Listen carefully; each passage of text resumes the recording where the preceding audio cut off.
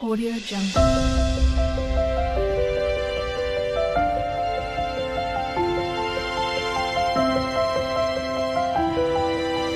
Audio Jungle. ఎఫెసీ పత్రిక 5వ అధ్యాయము 6వ అధ్యాయం చదువుకుని మనం మళ్ళా ఫిలోమోను పత్రిక చదువుకుని రేపు దేవుని చేత మరి కొలసీ పత్రికను ఆలోచన చేయాలి. ఎఫెసీకి రాసిన పత్రిక 5వ అధ్యాయం క్రైస్తవుడిగా ఎలా జీవించాలో మనకి 4వ అధ్యాయం 25వ వచనం నుంచి 4వ అధ్యాయము 25వ వచనం నుంచి ఒకరికొకరు అవయవమై ఉన్నారు కనుక అబద్ధం మాట మాని ప్రతివాడు తన పొరుగువాడితో సత్యమే మాట్లాడాలి. క్రైస్తవుడు తన ప్రవర్తన మార్చుకోవాలి. లోకంలో మనం జీవించాం కాబట్టి ఆ లోక సంబంధ జీవితంతో మన పరలోకం ప్రవేశించడం అనేది అసాధ్యమైన పని. అందువల్ల పరలోకానికి వెళ్ళటానికి కావలసిన జీవితాన్ని ఎలా ప్రవర్తించాలో దేవుడు మన కొరకు రాయించాడు. ప్రతి స్థానిక సంఘంలో ఉన్న ప్రతి అవయవాలు కూడా ఇది సత్యమే మాట్లాడాలి, సహోదరులతో మాట్లాడాలి, పాపం చేయకూడదు, కోపడాలని పాపం చేయకూడదు, అపవాది చోటు ఇవ్వకూడదు, కష్టపడి పనిచేసి సహాయం చేయాలి ఇతరులకి, అవసరాన్ని బట్టి క్షేమాభివృద్ధికరమైన అనుకూలం వచ్చినమే పలకాలి. మనం ఏది పడితే అది మాట్లాడకూడదు, నోరు ఉంది కదని. వినివారికి మేలు కలిగినట్లు అవసరాన్ని బట్టి క్షేమాభివృద్ధికరమైన అనుకూలం వచ్చినమే పలకండి. దుర్భాష ఏదైనా మీ నోట రానీయకండి. ఇంతకుముందు మన జీవితం అంతా దుర్భాషలతో కూడింది. ఎవరైనా మనం విసిగితే వాడిని నానా బండబూతులతో తిట్టేసేవారు. ఇప్పుడు అది మానేయాలి. దేవుని పరిశుద్ధాత్మను దుఃఖపరచకుండా ఆయన యందు మనం ముద్రించబడ్డాం కాబట్టి సమస్తమైన ద్వేషము, కోపము, క్రోధము, అల్లరి, దూషణ, సకలమైన చెడుతనంని మీరు విసర్జించండి. ఒకనే ఎలా ఒకడు దయగలిగి కరుణావృద్ధులై క్రీస్తునందు దేవుడు మిమ్మల్ని క్షమించిన ప్రకారం మీరును ఒకరినొకరు క్షమించండి. దేవుడు ఎలా క్షమించాడో అలాగే మనం కూడా క్షమా హృదయాన్ని కలిగి ఉండాలి. ఎవరైనా క్షమాపణ అడిగితే ఖచ్చితంగా క్షమించాలి. అంతవరకు మనం చదువు ఏది గత నెలలో 5వ అధ్యాయం. కావున దాని కొనసాగింపు అనమాట. కావున మీరు ప్రియులైన పిల్లల వల్లే దేవుని పోలి నడుచుకోండి.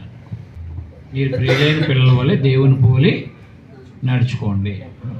ఎందుకు దేవుని అంటే దేవుని పోలి నడుచుకోవడం అంటే క్రీస్తు దేవుని పోలిక క్రీస్తు వారు కాబట్టి క్రీస్తుని పోలి నడుచుకోవడం అనమాట. ఎందుకు దేవుని పోలి నడుచుకోవాలంటే ఈ లోకంలో మనుషులు ఎవరొకరిని మాదిరి పెట్టుకుని, రాజకీయ నాయకులు అయితే తమకు ముందున్న నాయకుల్ని మాదిరి పెట్టుకుంటారు, వాళ్ళకిలాగా చేస్తారు చేష్టలు. అలాగే ఈ లోక సంబంధమైన మనుషులందరూ కూడా ఈ సమాజంలో జరిగే పరిస్థితులు అంటే ఇప్పుడు టీవీల ద్వారా లేకపోతే సెలవుల ద్వారా లేకపోతే సినిమాల ద్వారా వచ్చే వాటిని చూసి అలా ఉండాలని చెప్పేసి అలా ఇన్స్పిరేషన్ అవుతారనమాట, ఇన్స్పైర్ అవుతారు. అలాంటివన్నీ కూడా మనం మానేసుకోవాలన్నమాట. అంటే ఇప్పుడు మన యొక్క మోడల్ అంతా యేసుప్రభువారు అండి, అంతే. మొదటి పేతురు 2:21 చెప్పారు కదా, ఆయన మనకు మాదిరి నుంచి పోయారండి, అంతే. మోడల్ అంతా కూడా యేసుప్రభువు అండి, అంతే. మనం ఇంకెవరిని మోడల్గా పెట్టుకోకూడదు. అర్థమైందా? అంటే ఇప్పుడు చూడండి, ఈ ప్రస్తుతం సినిమా ట్రెండ్ ఏది నడుతుందో మన వాళ్ళు గెడ్డాలు, మీసాలు, ఏమండి తల అన్నీ కూడా ఆ ట్రెండే నడిపిస్తారు కదా. లేడీస్ అయితే వాళ్ళు ఎంత పొడుగు పెట్టుకుంటే వీళ్ళు కూడా ఎంత పొడుగు పెడుతున్నారు. వాళ్ళు ఏ డ్రెస్లు అయితే సిరిపోని అయితే సిరిపోని ఏమంతేనా.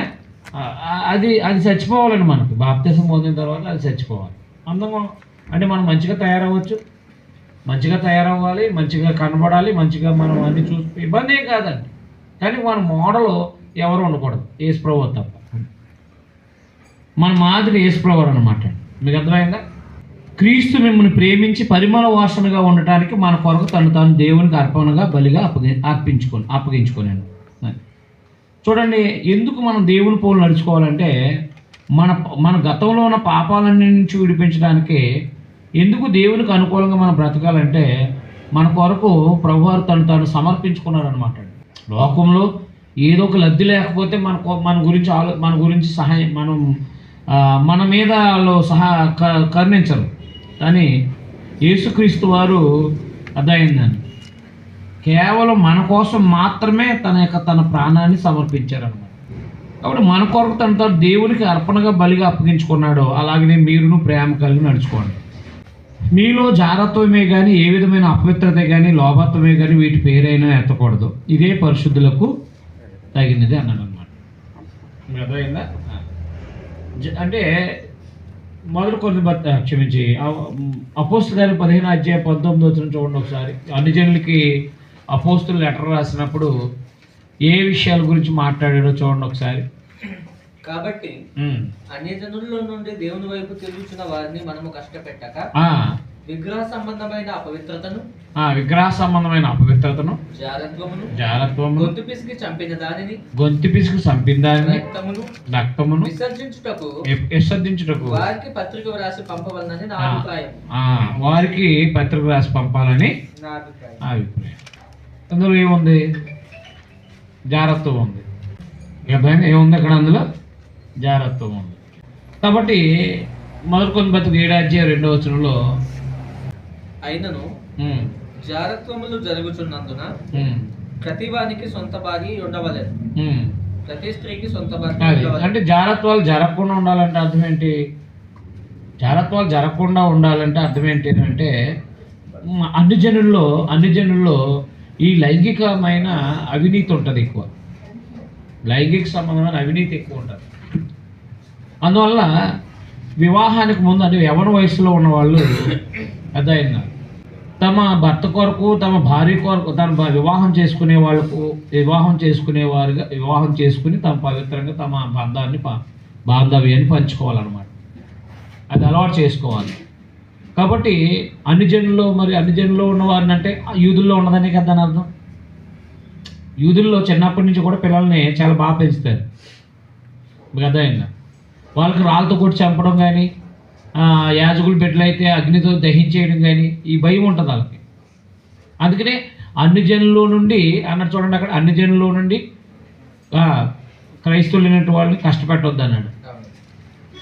వాళ్ళలో ఉండే లక్షణాలు ఏంటంటే ఈ జారత్వము అన్నాడు. అంటే వాయవరసలు తిరగటం, వాయవరస లేకుండా ప్రవర్తించడం ఇలాంటివి ఉంటాయన్నమాట. లైంగిక నీతి ఉండదు ఇది అన్ని జనుల్లో.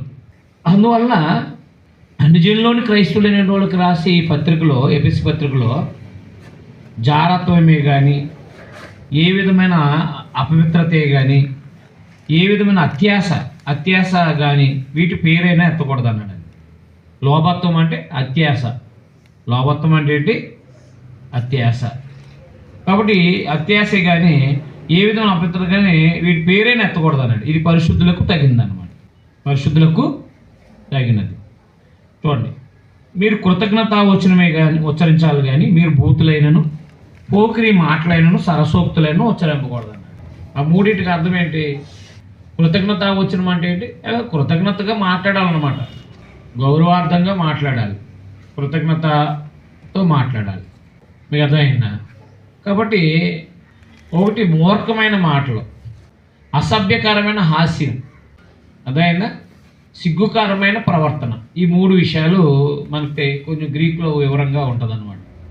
అదేమన్నాడు 4వ వచనంలో? సిగ్గుకరమైన ప్రవర్తన అన్నాడు, మూర్ఖమైన మాటలు, అసభ్యకరమైన హాస్యం అన్నాడు అనమాట. అర్థమైందా? అక్కడ మనకేమో వివరంగా వేరే మాట్లాడాడు. ఇక్కడ ఇలాగేం చెప్పాడంటే మీరు బూతులైనను పోకిరి మాటలు, కింద పుట్టినోట్లు వేసాడు చూడండి, వెర్రి మాటలు అన్నాడు కదా. వెర్రి మాటలు అంటే హాస్యాస్పదమైన మాటలు, అంటే అసభ్యకరమైన మాటలు అన్నమాట. బూతులైన పోకిరి మాటలు. సరసోక్తులు అంటే అసభ్యకరమైన మాటలు, అసభ్యకరమైన యాలకోలపు మాటలు అన్నమాట. అదైంది. పోకిరి మాటలు అంటే మూర్ఖపు మాటలు, లేకపోతే వెర్రి మాటలు కదా, బూతులు. అదైందా? సరసోక్తులు అంటే అసభ్యకరమైన మాటలు, అసభ్యకరమైన యాలకోలం మాటలు అన్నమాట. ఇవన్నీ మాట్లాడకూడదంట క్రైస్తవులు తగ్గవాళ్ళు. అర్థమైందా? మనం ఎవరిని కూడా అర్థమైంది. క్రైస్తవులు ప్రవర్తన ఎలా ఉండాలంటే భార్య తప్ప ఇంకెవరితో ఎలకోళ్ళు ఆడకూడదు. తర్వాత అసభ్యకరమైన మాటలు వాడకూడదు, అంటే డబుల్ మీనింగ్. మీరు బూతులు కనుక చూడాలంటే కనుక, బూతులు కనుక బాగా నేర్చుకోవాలనుకుంటే కనుక డబుల్ మీనింగ్ మాటలు, అసభ్యకరమైన మాటలు నేర్చుకోవాలంటే కనుక మీరు ఇది చూడవచ్చు. ఏది జబర్దస్త్ చూడవచ్చు. ఏం నేర్చుకోవాలంటే డబుల్ మీనింగ్, అంటే అసభ్యకరమైన ఎలకోవాలి అన్నమాట. అర్థమైనా అర్థమలేదా? అది చూడొచ్చు అంటే మనం చూడకూడదని అర్థం, అవి అనకూడదు అనమాట. మనం ఇంట్లో ఉంటే ఏమవుతుందంటే మనం కూడా అలాగే మాట్లాడే అవకాశాలు ఉంటాయి అన్నమాట. కానీ సహోదరులు చూసినా సోదరులు చూసినా వందనాలు మాట్లాడు, ఏదైనా విషయం వాట్ ఈజ్ వాట్ అంతే, మాట్లాడుకోవడం అంతే. ఇక మనము వేరే ఇంకేం మాట్లాడకూడదు, ఇంక ఏ ఆలోచన మనలో రానివ్వకూడదు. మీకు అర్థమైందా? అందువల్ల మీలో జాగ్రత్తగా కానీ ఏ విధమైన అపవిత్ర కానీ లోపత్ర పేరు ఎత్తకూడదు అన్నాడు పరిశుద్ధ. బూతులైన పోకిరి మాటలైన సరసోక్తులైన ఉచ్చరింపకూడదు, ఇవి మీకు తగ్గవండి. అంటే మనం ఎలా కొల్లాడడం మానేయాలి అనమాట. మన భారతదేశంలో, మన హిందూ దేశంలో, లేకపోతే మన హిందూ మత సంబంధమైన దాంట్లో అనుజనులైన వాళ్ళు ఎక్కువ ఏలకొల్లాడతారు, అసభ్యకరమైన మాటలు మాట్లాడతారు. అవునా కదా? ఇవి మానేసుకోవాలి. క్రైస్తవులు తగవంటాడు, బాగు మాట్లాడదు, బాగుంటాయా? బాగోండి, ప్రవర్తన బాగోదండి. అందుకని మనము ఉచ్చరింపకూడని మాటలు ఏంటంటే ఇవి అన్నమాట. అసభ్యకరమైన సరసోక్తుల్ని మాట్లాడకూడదు. అదైనా పోకిరి మాటలు అంటే దాన్ని ఏమన్నాడంటే మూర్ఖపు మాటలు మాట్లాడకూడదు. బూతులు అంటే శాపాలు అన్నమాట. బూతులు అంటే ఏంటి? శాపాలు, నాశనం అయిపోవటం అది అని చెప్తారు కదా, అవన్నమాట. అలాంటి అసభ్యకరమైనవి మనలోంచి మాట్లాడకూడదు. ఇవి మీకు తగవు అన్నాడు అంతే. క్రైస్తవుల కంటే అంటే తగవు అన్నాడు. వ్యభిచారి అయినను అపవిత్రుడైన విగ్రహార్థకులైన లోబి అయినను క్రీస్తు యొక్క దేవుని యొక్క రాజ్యానికి హక్కుదారుడైన కాడని సంగతి మీకు నిశ్చయముగా తెలియదు. ఇది అండర్లైన్ చేసుకోండి. ఈ లక్షణాలు ఏమైనా ఉంటే కనుక మన పరలోకానికి పనికిరామండి. ఇంకా మర్చిపోకండి. ఏమన్నాడైనా వ్యభిచారి అయినను అంటే వివాహ నిబంధన మీరేవాడు, అపవిత్రుడైనను అపవిత్రమైన పనులు చేయటమైనను, విగ్రహారాధికుడైన లోబి అయిన అంటే ధనాపేక్ష అత్యాశపరుడైన విగ్రహార్థకుడు క్రీస్తు యొక్క దేవుని యొక్క రాజ్యానికి హక్కుదారుడు కాడు. అది అంటే స్వతంత్రించుకోలేడు అనమాట. ఈ రాజ్యాన్ని ఏం చేసుకో, ఇప్పుడు ఉన్న రాజ్యంలో ఉన్నవాడు ఏం చేయలేడు, స్వతంత్రించుకోలేడు అనమాట. హక్కుదారుడు కాడని సంగతి మీకు నిశ్చయంగా మీకు తెలియను అన్నాడు అనమాట. చూసారా? హక్కుదారులు అవ్వాలంటే కనుక చేయాల్సిన పనులే చేయకుండా పనులు చెప్పాడండి. అది మీరు ప్రియమైన పిల్లలై ఉన్నారన్నాడు, మీరు ప్రియమైన దేవుని పిల్లలై ఉన్నారన్నాడు. మన ప్రభు మనకు ఆ దేవునికి సమర్పించుకున్నాడు, మనం కూడా ప్రేమ కలిగి ఉండాలన్నాడు. కానీ అన్ని జనుల్లో ఉండే లక్షణాలన్నిటి గురించి మాట్లాడుకొచ్చాడండి. అర్థమైందా? యూదుల్లోని క్రైస్తవులైన వాళ్ళకి ఇలాంటివన్నీ మాట్లాడడం. చూడండి, పేతురు రాసిన మొదటి పత్రిక చూడండి, అది యూదుల్లోని క్రైస్తవులైన వాళ్ళకి. హెబ్రీ పత్రిక చూడండి, హెబ్రీ పత్రిక కూడా ఎవరికి? యూదుల్లోండి. వాళ్ళకి చిన్నప్పటి నుంచి బూతులు నేర్పరండి. మన వాళ్ళు బూతుల్లో పిహెచ్డి చేసేస్తారు. బూతులు మాట్లాడటంలో ఏం చేస్తారో పిహెచ్డి చేసేస్తారు. ఇక వాళ్ళకి తెలియని బూత్ అంటూ ఉండదు, తెలియని బూతులు అనేవి ఉండవు అన్నమాట. వాళ్ళు చిన్నప్పటి నుంచి పిల్లల్ని ధర్మశాస్త్ర ప్రకారం పెంచుతారనమాట. అందుకని యూదుల్లోని క్రైస్తవులైనటువంటి వాళ్ళకి ఎక్కువగా ఈ భయంకరమైన మాటలు, ఈ మాటలు ఎక్కడ పెద్దగా రాయబడం. మీకు అర్థమైందా? కొన్ని ఉండొచ్చేమో కానీ అన్నీ ఉండవండి. బూతులు, పోకిరి మాటలు ఇవన్నీ ఉండవు. విగ్రహాంధన, లోబి, గుర్తుపెట్టుకోండి. ఈ లక్షణాలు మనలో ఉండకూడదండి. క్రైస్తవులమైన తర్వాత ఒక్కొక్కటి మనం మానేసుకోవాలి. ఈ స్వభావం ఉంటే కనుక ఏం చేయాలి? మానుకోవాలండి. చూడండి, కృతజ్ఞత. చూడండి, ఇక్కడ వ్యర్థమైన మాటల వలన ఆలోచన, వ్యర్థమైన మాటల వలన ఎవడు మిమ్మల్ని మోసపరచనివ్వకండి. ఇట్టి క్రియల వలన దేవుని ఉగ్రత అవిధేయులైన వారి మీదకు వచ్చును గనుక మీరు అట్టువారితో పాలువారా ఎండకండి. వ్యర్థమైన మాటల వలన ఎవడు మిమ్మల్ని మోసపరచనీయకండి. ఇట్టి క్రియల వలన దేవుని ఉగ్రత అవిధేయులైన వారి మీదకు వచ్చును కనుక మీరు అట్టువారితో పాలువారా ఎండకండి అన్నాడు అనమాట. ఒకవేళ ఇలాంటి లక్షణాలు క్రైస్తవుల్లో ఉంటే కనుక వాళ్ళతో సహవాసం చేయొద్దు అన్నాడు. చూడండి, కింద ఏమన్నాడు? మీరు పూర్వమందు చీకటై ఉన్నారు. పూర్వమందు చీకటై ఉన్నారంటే పూర్వమందు ఈ లక్షణాలన్నీ ఉన్నాయి. బూతులు, సరసోక్తులు, అర్థమైందా? ఇవన్నీ ఉన్నాయండి. పూర్వం ఇవన్నీ ఉన్నాయి. ఇప్పుడు మీరు పూర్వమందు చీకటై ఉన్నారు, ఇప్పుడైతే ప్రభునందు వెలుగై ఉన్నారు. అంటే వాక్యానుసారంగా జీవించడానికి వచ్చిన వాళ్ళు అనమాట. వాక్య వెలుగులో నడిచేవాళ్ళు అనమాట. వెలుగు జీవితము, చీకటి జీవితము. వెలుగు జీవితం ఏది? 5వ అధ్యాయము 3వ వచనం నుంచి 8వ వచనం వరకు కూడా చీకటి జీవితం. అర్థమైందా? అది ఎప్పుడు జీవించాం? అది క్రైస్తవులు కానప్పుడు మనము అలా బ్రతకామన్నమాట. ఇప్పుడు క్రైస్తవులు అయిన తర్వాత వెలుగులో ఉన్నాం. వెలుగు ఫలం అన్నాడు చూడండి అక్కడ 9వ వచనంలో. వెలుగు ఫలము సమస్తవిధములైన మంచితనమును, నీతి, సత్యము. చూడండి, మంచితనము, నిర్దోషత్వం, సత్యము అంటే వాస్తవమైన వాటిలో కనబడుతుంది. కాబట్టి ఎక్కడైతే వాస్తవం ఉందో లేదా యథార్థత ఉందో, ఎక్కడైతే న్యాయము లేదా నీతి ఉందో, ఎక్కడైతే మంచితనం ఉందో వాళ్ళందరూ కూడా వెలుగులో ఉన్నట్టే. వాళ్ళందరూ కూడా వెలుగులో ఉన్నట్టు. అందుకని వెలుగులో నడిచే ఫలం ఏంటంటే నీతి, సత్యం అనే వాటిలో కనబడుతుంది అన్నాడు అనమాట. కనుక ప్రభువుకి ఏది ప్రీతికరమైందో దాన్ని పరీక్షిస్తూ వెలుగు సంబంధుల వల్ల నడుచుకోండి అన్నాడు. చీకటి సంబంధమైన జీవితం ఏం చేస్తుంది? ప్రమాదంలో నెట్టేస్తుంది. అవునా కాదా? చీకటి సంబంధమైన జీవితం ప్రమాదంలో నెట్టేస్తుంది. అదే వెలుగు సంబంధమైన జీవితం ఏం చేస్తుంది? దేవునికి దగ్గరగా చేస్తుంది. అందువల్ల ఈ చీకటి సంబంధమైన జీవితంలో గడిపాం ఒకప్పుడు క్రైస్తవులు కానప్పుడు, ఇంకా దాన్ని వదిలేయమన్నాడు అనమాట. మరి వెలుగు ఫలం ఏంటి అంటే వెలుగులో నడవడం ఏంటి? మంచితనము. దేవుడు దయాళుడు, మనం కూడా దయగలిగిన ఉండాలి, మంచితనంగా ఉండాలి. దేవుడు నిర్దోషి, దోషం లేనివాడు, మనం కూడా దోషం లేనివారుగా ఉండాలి. దేవుడు సత్యవంతుడు, మనం కూడా సత్యవంతులుగా ఉండాలి. అదే వెలుగులో నడవడం అంటే. అదైనా వెలుగులో నడవడం అంటే కొవ్వొత్తులు ఆర్పేసి, అంటే మనం రైట్లు ఆర్పేసి కొవ్వొత్తులు వెలిగించడం కాదు. వాక్యపు వెలుగు, వాక్యం ఏం చెప్తుందో, ఎలా బ్రతకమని చెప్తుందో ఆ ప్రకారంగా బ్రతకడం అన్నమాట. కనుక ప్రభువుకి ఏది ప్రీతికరమైందో దాన్ని పరీక్షిస్తూ వెలుగు సంబంధాల వల్ల నడుచుకోండి అన్నాడు అనమాట. ఎందుకు? నిష్ఫలమైన అంధకార క్రియల్లో పాలువారే ఉండక వాటిని ఖండించండి అన్నాడు అనమాట. నిష్ఫలమైన అంధకార క్రియల్లో పాలువారే ఉండక వాటిని ఖండించండి. మనం చెప్పాలన్నమాట. మీకు అర్థమైందా? మనం చెప్పాలి, ఖండించాలన్నమాట. నిష్ఫలమైన అంధకార క్రియల్లో పాలువారే ఉండక వాటిని ఏం చేయండి? ఖండించండి అన్నాడు.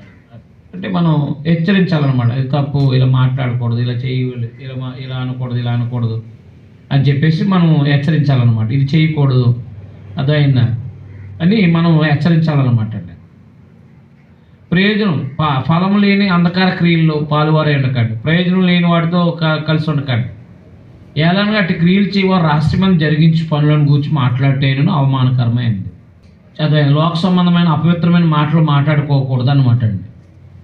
సమస్తము ఖండింపబడి వెలుగు చేత పరచబడును. ఒకవేళ మీరు చీకటి జీవితంలో ఉన్నారనుకోండి, రేపు పొద్దున వెలుగులోకి రావాల్సి వస్తుంది, దేవుని వెలుగులోకి. అప్పుడు అవన్నిటిని బట్టి అంటే ఆ వెలుగులో అవన్నీ కూడా రేపు పొద్దున వెలుగులో నిలబెట్టి దేవుడు తీర్పు తీరుస్తాడు అనమాట. అర్థమైందా? కాబట్టి సమస్తం కానీ వెలుగు చేత ప్రత్యక్షపరచుది ఏదో అది వెలుగే కదా. అందుచేత నిద్రించిన నీవు మేల్కొని మృతుల్లోని లెమ్ము, క్రీస్తు నీ మీద ప్రకాశించినని ఆయన చెప్తున్నాడు అన్నాడు.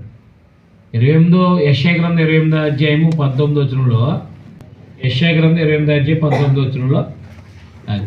కాబట్టి ఆ రహస్య సంబంధమైన అంటే లేదా చీకటి సంబంధమైన క్రియలు మానేసుకోమన్నాడు అనమాట. ప్రతి ఉదయం, ప్రతి పగం, ప్రతి రాత్రి అది వచ్చును. ఇట్టి ప్రకటన గ్రహించడం వలన మహాభయం పుట్టును. పండుకొనుటకు మంచము పొడుగు చాలదు. 26 ఒకసారి క్షమించి 26 అనుకుంటు చూడండి. 26:19 వస్తుంది చూడండి. యెషయా గ్రంథం 26వ అధ్యాయం 19. మృతులైన నీ వారు బ్రతుకుతురు, నా వారి శవములు సజీవములగును. మంటిలో పడి ఉన్న వాళ్ళారా మేలుకొని ఉత్సాహించుడి. నీ మంచు ప్రకాశమానమైన మంచు భూమి తనలోని ప్రేతలను సజీవులనుగా చేయి. నా జనమా ఇదిగో వారి దోషమును బట్టి భూ నివాసులను శిక్షించుటకు యెహోవా తన నివాసముల నుండి వెడలి వచ్చుచున్నాడు. తన నివాసం నుండి వెళ్ళి వస్తున్నాడు. అది కాబట్టి నువ్వు నిద్రించి మేల్కొని ఆయన ముద్రలో లెమ్ము, క్రీస్తు నీ మీద ప్రకాశించడానికి చెప్తున్నాడు అన్నాడు అనమాట. కాబట్టి ప్రాచీన బ్రతుకులో నిద్రిస్తున్న మనము అదైన క్రీస్తు ప్రభు యొక్క వెలుగు మన మీద ప్రకాశించేటట్టుగా మనం ఉండాలన్నమాట. ఆయన ప్రకాశించడానికి సిద్ధపడ్డాడు, ఆయనలో మనం నడవాలంతే. అదైందా? కాబట్టి టోటల్గా 5వ అధ్యాయం 1 నుంచి 14 వరకు ఏం చెప్పారంటే అదైందా దేవుని పోలు నడుచుకోండి, అంధకార సంబంధమైన క్రియలు విసర్జించండి. వెలుగు యొక్క ఫలాన్ని అనుసరించండి. వెలుగులో ప్రవర్తించండి. అందువల్ల మీరు ఏం రాసుకోండి, వెలుగులో వాళ్ళ ప్రవర్తన, చీకటిలో ప్రవర్తన. వెలుగు ప్రవర్తన, చీకటి ప్రవర్తన. చీకటి ప్రవర్తన ఏంటంటే ఈ లోక సంబంధం, జారత్వం, వ్యభిచారము, బూతులు, సరసోక్తులు, మూర్ఖపు మాటలు, ఇవన్నీ కూడా చీకటి జీవితం అండి. అర్థమైందా? బూతులు ఇవన్నీ కూడా. వెలుగు జీవితం, వెలుగులు అంటే వాక్యపు వెలుగులో నడవటం అంటే ఏంటంటే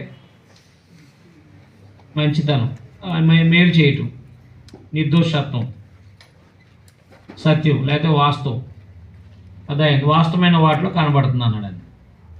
కాబట్టి వెలుగులో ప్రవర్తించేది, చీకటిలో ప్రవర్తించేది. చీకటి జీవితం వల్ల ఒకనాడు చచ్చిపోయాం ఆత్మీయంగా, ఇప్పుడు మళ్ళా బ్రతికించబడ్డాం యేసుప్రభు రక్తం ద్వారా. మనం ఇప్పుడు వెలుగులో నడవాలన్నమాట. వెలుగులో నడవటం వల్ల అదైన మన జీవిత లోపాలన్నీ బయటపడుతూ ఉంటాయి, మనం మార్చుకోవడానికి అవకాశం ఉంటుంది. అది అందువల్ల చీకటి జీవితము, వెలుగు జీవితం. చీకటి జీవితం అనేది దేవుని రాజ్యాన్ని స్వతంత్రించుకోకుండా చేస్తుంది. వెలుగులో జీవించేది అనగా వాక్య వెలుగులో జీవించేది మనం నిత్యత్వాన్ని పొందుకునేటట్టుగా చేస్తుంది. అర్థమైందా? అది అందువల్ల మనము ఎప్పుడు కూడా లోక సంబంధమైన ప్రాచీన జీవితంలో ఉన్నామా లేకపోతే వాక్య విరుద్ధమైన జీవితం జీవిస్తున్నామా ఆలోచించుకోవాలి. వెలుగు సంబంధంగా బ్రతుకుతున్నామో మనం చూసుకోవాల్సిన అవసరం ఉందన్నమాట. అది 15 వచ్చిన దినములు చెడ్డవి కనుక నేను సమయమును పోనీయక సద్వినియోగము చేసుకొనుచు అజ్ఞానుల వల్ల కాక జ్ఞానుల వల్ల నడుచుకున్నట్లు జాగ్రత్తగా చూసుకోండి. కాబట్టి క్రైస్తవుడు అనేవాడు సమయాన్ని సద్వినియోగం చేసుకోవాలండి. పనికిరాని మాటలకి, టీవీ సినిమాలకి, సీరియళ్ళకి ఎంతసేపు లోక సంబంధమైన వాటి మీద పెట్టుకున్నాం అనుకోండి, ఏదో ఒక దినాన్ని ఆపద వస్తుంది మనకి. ఆ సమయాన్ని మనం ప్రార్థన చేసుకున్నా మనకు ప్రయోజనం ఉండదు. అదే కనుక దేవుడిచ్చిన ఆయుష్కాలాన్ని మనం సద్వినియోగం చేసుకున్నాం అనుకోండి, మనం వర్ధిల్తాం. తన కాలం ముందు ఫలమిచ్చి చెట్టు వలె ఉంటాడు అన్నాడు కదా. తన కాలం అంటే ఆయన ప్రయాసపడిన కాలం తర్వాత కాలాన్ని తన కాలం అంటాడు. కాబట్టి ఫలాలు ఫలించాలంటే కనుక దేవుడిచ్చిన సమయాన్ని మనం ఏం చేసుకోవాలి? సద్వినియోగం చేసుకోవాలి. అది మర్చిపోకండి. చాలామందికి లోకంలో సద్వినియోగం చేసుకోవడం రాదు, సమయాన్ని సద్వినియోగం చేసుకోవడం రాదు.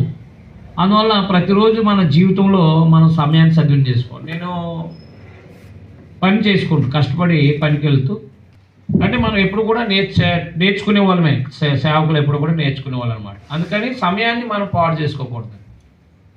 మీరు ఈరోజు పనికి వెళ్ళారు లేదా డ్యూటీకి వెళ్ళారు, సాయంత్రం వచ్చారు, 1 గంట రెస్ట్ తీసుకున్నారు, కుటుంబ ప్రార్థన అంటారా, ఒక 20 నిమిషాలు 15 నిమిషాలు అయిపోద్ది, అంతే కదా. ఒక కీర్తన పాడతారు లేదా కాసేపు కూర్చుని బైబిల్ చదువుకుంటారు, అంతే. మళ్ళీ ఉదయం లేచి పనికి వెళ్తాం, ఉదయం అధ్యాయం సాయంత్రం అధ్యాయం చదువుకుంటాం. టైం దొరికింది, డౌట్ వస్తే డౌట్లు రాసుకుంటాం. ఈ టైప్ ఆఫ్ మీరు చేయండి, తక్కువ టైంలో మంచి పని వాళ్ళు అవుతారు.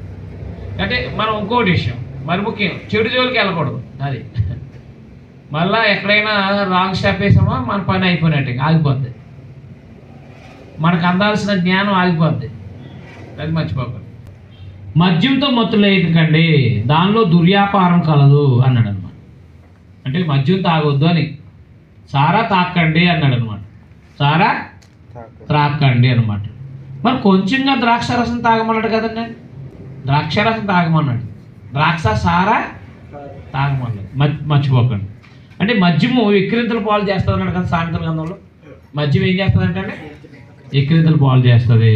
అదైంది. మద్యము మనల్ని ఎర్రి మాటలు మాట్లాడేట్టుగా చేస్తుంది. మద్యము మనకి దెబ్బలు తగిలేటట్టుగా చేస్తుంది అన్నమాట. చూడండి అక్కడ అయితే ఆత్మపూర్ణులై ఉండండి అంటే అర్థం ఏంటి? ఆత్మపూర్ణులై ఉండండి అంటే అర్థం ఏంటి? ఆత్మపూర్ణులై ఉండండి అంటే అర్థం ఏంటి? అప్పుడు పరిశుద్ధాత్ముని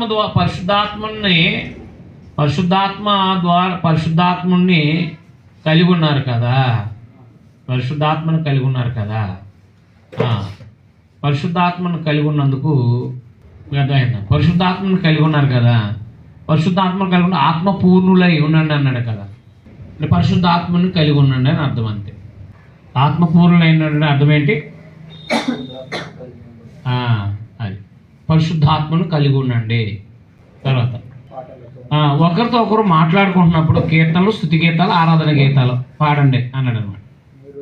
కీర్తనలు, స్తుతి గీతాలు, ఆరాధన గీతాలు పాడండి. హృదయ లోతుల నుండి యెహోవాకు స్తుతి గీతాలు పాడండి అన్నాడు. అర్థమైందా? కీర్తనలు, స్తుతి గీతాలు, ఆరాధన గీతాలు పాడండి.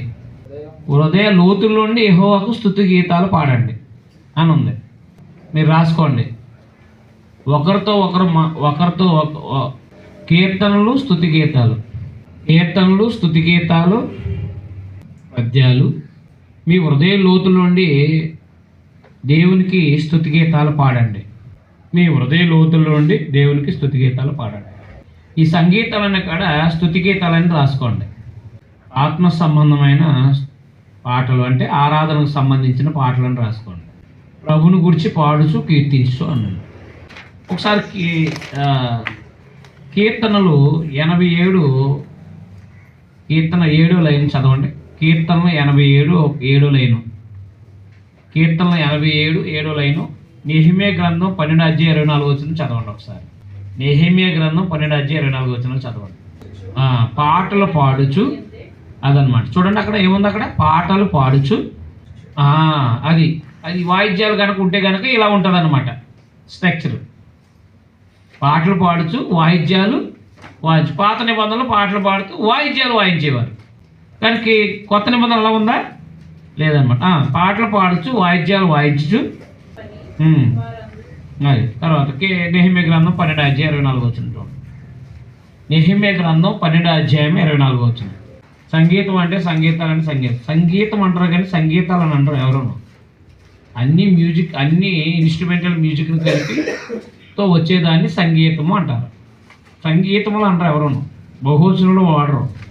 సంగీతాలు ఎవరు పాడతారు? సంగీతం ఎవరు పాడతారు? సినిమాకైనా సరే సంగీతం ఎవరు అని అంటారు తప్ప సంగీతములు అని అంటారా? అందువల్ల సంగీతం కాదు ఇక్కడ, సంగీతములు. స్తుతి గీతాలను రాసుకోండి, మీకు గొడవ ఉండదు అక్కడ. ఆత్మ సంబంధ పాటలంటే ఆరాధనకు సంబంధించిన పాటలని నెహెమ్యా గ్రంథం 12:24 చూడండి ఒకసారి. కాబట్టి స్తుతి గీతాలు పాడడం అన్నమాట. స్తుతి గీతాలు అనేవే సంగీతాలు, అంతే. స్తుతి గీతాలు అనేవే సంగీతం అంతేగాని సంగీతాలు అంటే ఇది కూడా సంగీతం అంటున్నాడు ఒకడు. ఏం అర్థం అవ్వలేదు వీళ్ళకి, అర్థమైందా? కాబట్టి వాయిద్యాలన్నింటినీ కలిపి వచ్చేదాన్ని సంగీతం అంటారు. సంగీతాలని ఎవరో అంటారు. ఇక్కడ సంగీతాలు అనేవి స్తుతి గీతాలని రాసుకోండి, అంతే సరిపోదు. స్తుతి గీతాలు, ఆరాధన సంబంధించిన పాటలు, కీర్తనలు హెచ్చరిస్తూ మీ హృదయాలు ప్రభుని గురించి పాడుచు కీర్తించు. మన ప్రభుని యేసుక్రీస్తు పేట సమస్తను గురించి తండ్రి అయిన దేవునికి ఎల్లప్పుడూ కృతజ్ఞతాస్తులు చెల్లిస్తూ క్రీస్తునందలి భయంతో ఒక్కనొక్కడు లోబడండి అన్నాడు. అది ప్రతిది కూడా యేసు ప్రభు పేరట చేయమన్నాడు అనమాట. ఏ కృతజ్ఞత అయినా సరే తండ్రి అయిన దేవునికి ఎల్లప్పుడూ కృతజ్ఞతాస్తులు చెల్లించండి అన్నాడు. అంటే మన జీవితంలో దేవుడు చేసే ప్రతి ఉపకారాన్ని బట్టి దేవునికి కృతజ్ఞతలు చెల్లించాలి. క్రీస్తునందలి భయంతో ఒక్కనొక్కడు లోబడండి అన్నాడు. 22 నుంచి 23 వరకు. ఇక్కడ 15 నుంచి 21 వరకు సమయాన్ని సద్వినియోగం చేసుకుని దేవుణ్ణి కీర్తిస్తూ దేవునికి ఎల్లప్పుడూ కృతజ్ఞతలు చెల్లించండి అన్నాడు అనమాట. 15 నుంచి 21 వరకు. 22 నుంచి 33 వరకు కూడా సంఘము క్రీస్తు గురించి మాట్లాడుతూ భార్యాభర్తల గురించి కూడా తెలియపరచుట అనమాట. సంఘము క్రీస్తుని గురించి మాట్లాడుతూ 32 అన్నాడు కదా, నేను క్రీస్తుని గురించి సంఘాన్ని గురించి చెప్తున్నా అన్నాడు కదా. సంఘమును క్రీస్తుని గురించి మాట్లాడుతూ వారి పోలికల్లో సంఘము క్రీస్తు యొక్క పోలికలుగా స్త్రీ పురుషుల యొక్క బాంధవ్యాన్ని గురించి, లేదా స్త్రీ పురుషుల యొక్క నిబంధనల గురించి మాట్లాడాడు. అది 22 నుంచి 33 వరకు. స్త్రీలారా ప్రభునకు వలె మీ సొంత పురుషులకు లోబడనండి. స్త్రీలారా ప్రభునకు వలె మీ సొంత పురుషులకు లోబడి ఉండండి. ఎందుకు లోబడి ఉండాలి? 23 వచనం చూడండి. క్రీస్తు సంఘానికి శిరస్సు అయినలాగున పురుషుడు భార్యకు శిరస్సు అయి ఉన్నాడు. ఎందుకు లోబడాలంటే ఎందుకు లోబడాలంటే శరీరం శిరస్సుకు లోబడుతుందా, శిరస్సు శరీరానికి లోబడుతుందా? శరీరం శిరస్సుకి, ఇది ధర్మం. ఏనా అవునా కాదా? శరీరమే శిరస్సుకు లోబడాలి. శిరస్సు చెప్తుంది. శిరస్సు ఎప్పుడు కూడా ఆజ్ఞాపిస్తుంది, ఇది చేయి, అది చేయి, ఇది చేయాలి. శరీరము చేయాలన్నమాట. ఆ అమరికి పెట్టింది దేవుడు, ఆ సిస్టమ్ పెట్టింది ఎవరు? దేవుడు అనమాట. అందుకే శరీరం ఆజ్ఞాపిస్తుందా శిరస్సుకి? ఆజ్ఞాపిస్తుంది. ఒకవేళ ఆజ్ఞాపిస్తే ఏమవుతుంది ఒకసారి చూడండి. శరీరము శిరస్సుకి ఆజ్ఞాపిస్తే ఏమవుతుంది? నడిపించబడేది నడిపించేదానికి ఎలా సిగ్నల్ ఇవ్వగలుగుతుంది? ఆలోచన చేయండి. అవునా? శరీరము అంటే శిరస్సు చెప్పిన మాట వింటేనే శరీరం బాగుంటుంది. అవునా కాదా? శిరస్సు చెప్పిన మాట శరీరం చెప్పిన మాట శిరస్సు విందనుకోండి, శరీరం ఏమైపోద్ది? తనంతట తానే పాడైపోద్ది. మీకు అర్థమైందా? ఇప్పుడు వాసన వస్తుంది, తినొద్దు అంది. ఏది? శిరస్సు. అది నువ్వు నోరు మూసుకుంటావా అని లోపల తినేసింది. శరీరం ఏం చేసింది? లోపల పెట్టేసింది. శిరస్సు యొక్క సిగ్నల్స్ని వెంటనే స్మెల్ ఎక్కడికి వెళ్తుంది? శిరస్సుకి వెళ్తుంది. శిరస్సు ఏం చెప్తుంది? అది వాసన వస్తుంది, తినొద్దు అని చెప్తుంది. అవునా? వెంటనే శరీరం ఏం చేసిందంటే, నువ్వు వాసన గీసనని చూస్తే కడుపు మాడిపోతుందని చెప్పేసి తినేసాను. అప్పుడు వాంతులు విరోహణలు పెట్టుకుని హాస్పిటల్లో జాయిన్ అయ్యారు. వాంతులు విరోహణలు పెట్టుకుని ఎక్కడ జాయిన్ అయ్యాడు? హాస్పిటల్లో కూడా జాయిన్ అయ్యారు. ఏంటి పరిస్థితి ఎప్పుడు చెప్పండి? నేడు కుటుంబాలు కూడా అలాగే ఉన్నాయి. భార్య మాట భర్త వినాలి, భర్త మాట భార్య. మన భారతదేశంలో మరీ దారుణం. అదే అన్న, దేవతలది పై చేయండి, ఎందుకు లేరు వాళ్ళు వంకెట్టుకుని ఏళ్ళు చేస్తున్నారండి. ఆ శక్తి ఈ శక్తి అంట. అవునా? మన దేశంలో అంటే మనం ఆత్మీయంగా ఎదగకపోవడానికి కారణాలు చాలా లోపాలన్నమాట అండి. ఎక్కువ కట్నం తెచ్చుకుంటే ఆవిడంటది, అందుకే మేము కట్నం తీసుకోవట్లేదు. కట్నం తెచ్చుకుంటే ఆవిడేనాలి. ఏం తేవద్దమ్మా, మా ఇంట్లో అన్నీ ఉన్నాయి, ఏసీతో సహా అన్నీ వేసేసాం, మొత్తం వచ్చి కాపురం చేస్తే చాలేదు. పురుషుడికి వివాహం చేయాలనుకుంటే వాడు భార్య బిడ్డలు పోషించే స్థాయికి, అంటే ఎప్పుడో 20-30 కాదులే, అతని స్థాయి పోషించే స్థాయికి వచ్చేటప్పుడు వివాహం చేయాలి. అర్థమైందా? కాబట్టి సిస్టమేటిక్ దేవుడు పెట్టిన విధానంలో ఉండాలండి. మనం సిస్టమేటిక్ మార్చేసుకున్నాం. అర్థమైందా? కాబట్టి ఇప్పుడు మన సిస్టమ్ ఏంటి? స్త్రీ సిస్టమ్ ఏంటి? స్త్రీ యొక్క ఆజ్ఞ నియమం ఏంటి? ప్రభువునకు వాళ్ళ సొంత పురుషులు లోబడను. క్రీస్తు సంఘానికి శిరస్సు పురుషుడు భార్యకు శిరస్సు అయి ఉన్నాడు. యేసుప్రభువు వారు సంఘానికి, అంటే సంఘం చెప్పింది యేసుప్రభువు చేయాలి. అవునా? సంఘం చెప్పింది యేసుప్రభువు చేయాలా? యేసుప్రభువు చెప్పింది సంఘం చేయాలా? యేసుప్రభువు చెప్పింది సంఘం చేయాలి, అంతేగాని సంఘం చెప్పింది యేసుప్రభువు చేయకూడదు కాదు. అది కాబట్టి ప్రభువు శిరస్సు శిరస్సు అయి ఉన్నారో సంఘానికి, పురుషుడు కూడా భార్యకి ఏమై ఉన్నారో శిరస్సు అయి ఉన్నాడు. అది మొదటి పత్రిక 11:1-2 చెప్పాడు. ప్రతి పురుషుడికి క్రీస్తు శిరస్సు అని, క్రీస్తు శిరస్సుకు దేవుడని, ప్రతి స్త్రీకి శిరస్సు పురుషుడని తెలుసుకోవాలన్నాడు. శిరస్సు అంటే అది ఆధిపత్యం. అర్థమైందా? అధికారం అంటే కూర్చుని అది చేయి ఇది చేయి అనడం కాదు. కూర్చుని అది చేయి ఇది చేయి అనడం కాదు. ఈయన తన భార్య బిడ్డలను పోషించేవాడే ఆజ్ఞాపించాలన్నమాట. అది భార్య బిడ్డలు పోషించి తన పని తను నెరవేరుస్తూ చేస్తే ఎవరంటారండి? కాబట్టి మన బాధ్యత ఏంటంటే, భార్య బిడ్డలకి ఏం అవసరం? ఇల్లు అవసరం, వస్త్రాలు అవసరం, భోజనం అవసరం, ఈ 3 పెట్టాలి. తను పోషించి సంరక్షించారండి. సంఘాన్ని కూడా ప్రభు ఏం చేస్తున్నారు? ఇప్పుడు పోషిస్తున్నారా, సంరక్షిస్తున్నారు. పోషించడం అంటే ఏంటి?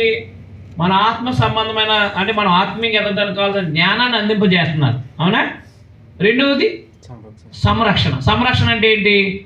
మనము ప్రయాణం చేస్తున్నాం, ఆయన కాపుదలు ఉండాలి. మనం కష్టపడి పని చేసుకున్నాం, ఆయన కాపుదలు ఉండాలి. ఆయన కాపుదలు లేకపోతే మనం ఒక రోజు బ్రతకడానికి అవకాశం ఉండదని. మీకు అర్థమైందా?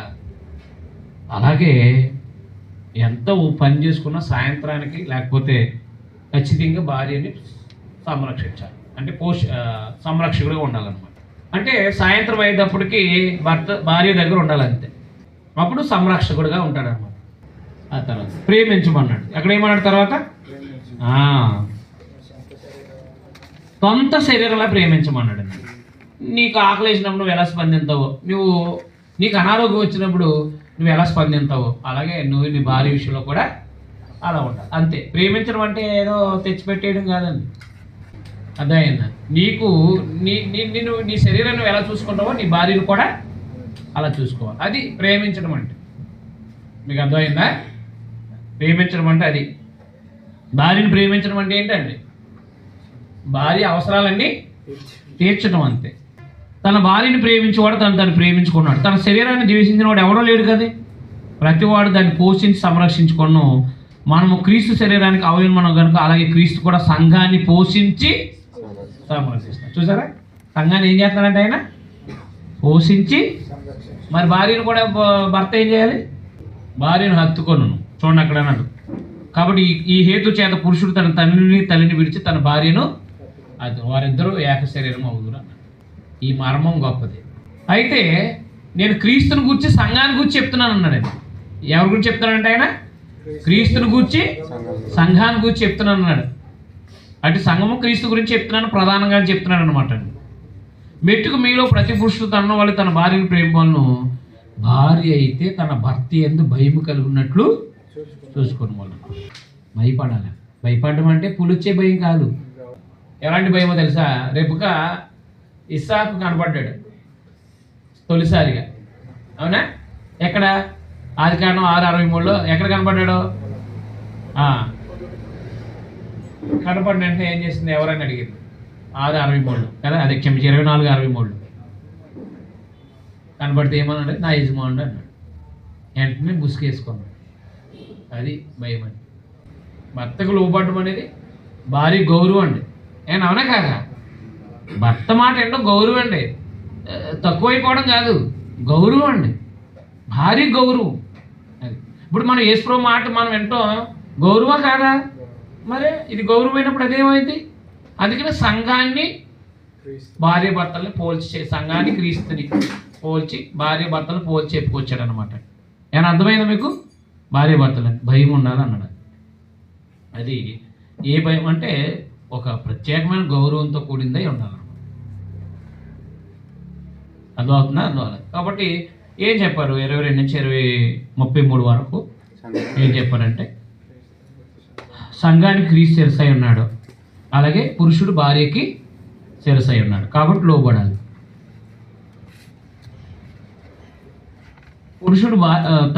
పురుషులు తమ భార్యలను ప్రేమించాలి. క్రీస్తు కూడా సంఘాన్ని ప్రేమించాడు కాబట్టి ప్రాణం పెట్టాడు.